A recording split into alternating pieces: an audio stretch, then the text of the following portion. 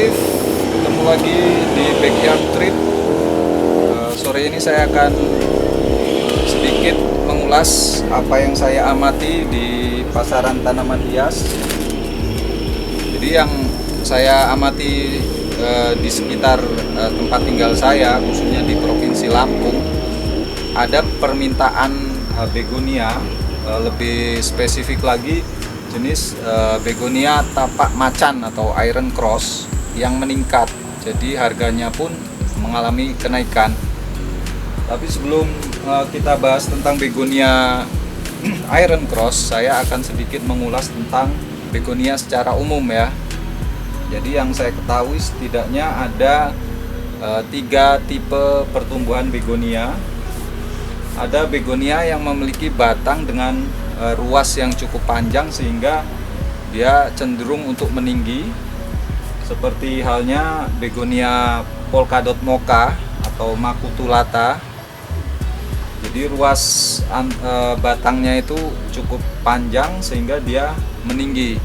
Tapi ada juga yang punya ruas batang tapi sangat pendek, seperti halnya iron cross atau masoniana. Dia pertumbuhannya seperti hanya tumbuh di sekitar, merambat di sekitar media tanam. Dan juga ada yang merambat. Jadi jenis begonia yang merambat bahkan menjalar di pepohonan.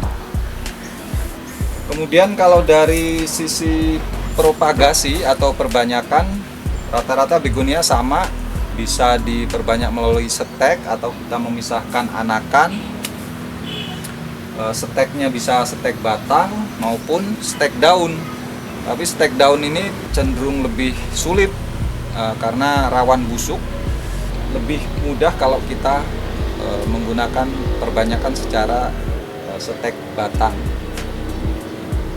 Oke, kita ke iron cross atau tapak macan. Ini penampakannya begonia tapak macan yang di sekitaran tempat tinggal saya atau di Provinsi Lampung. Peningkatan permintaannya cukup tinggi. Jadi kalau dulu katakan 3 bulan 5 bulan yang lalu, paling kalau tanaman 2 daun begini saya hanya bisa menjual Rp20.000, tapi sekarang Rp50.000 laku.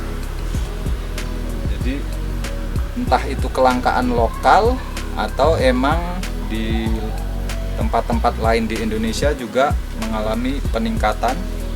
Itu mungkin bisa kawan-kawan komentari.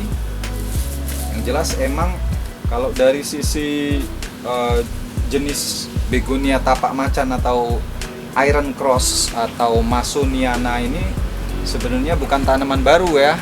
Artinya dari dulu, dari saya kecil pun saya sudah pernah melihat jenis ini. Tapi mungkin karena pertumbuhan begonia secara umum itu emang agak sulit. Artinya kalau kita tidak memahami betul karakter dari begonia, biasanya akan berakhir dengan tanaman yang busuk atau mati atau kekeringan.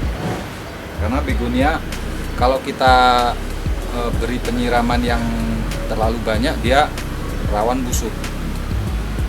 Sehingga mungkin populasinya agak sulit semakin hari. Dan kalau kita lihat dari segi keindahannya, artinya nilai estetis dari begonia tapak macan ini emang unik ya. Unik, punya warna yang cukup kontras, terutama pada daun-daun mudanya seperti ini, dan tekstur permukaan daun yang unik juga. Jadi teksturnya kasar dengan semacam bulu-bulu atau rambut kecil.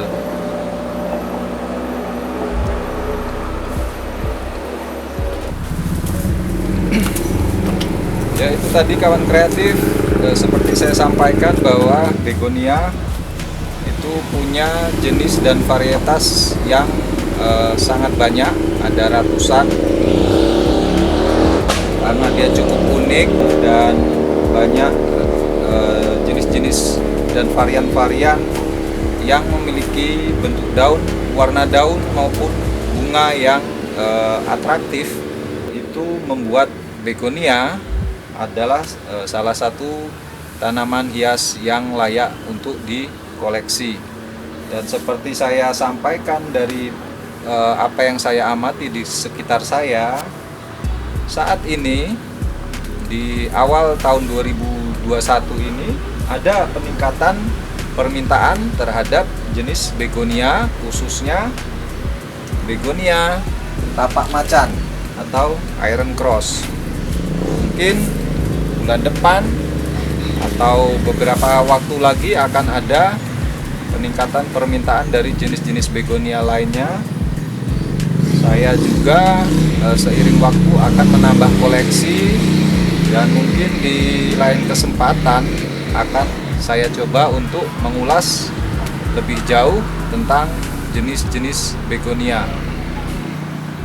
Mungkin itu pengalaman dan pengamatan saya terhadap jenis tanaman begonia, khususnya di Provinsi Lampung. Bila kawan kreatif ada hal yang bisa dikomentari, silahkan. Mudah-mudahan bermanfaat. Tetap di Backyard Trip.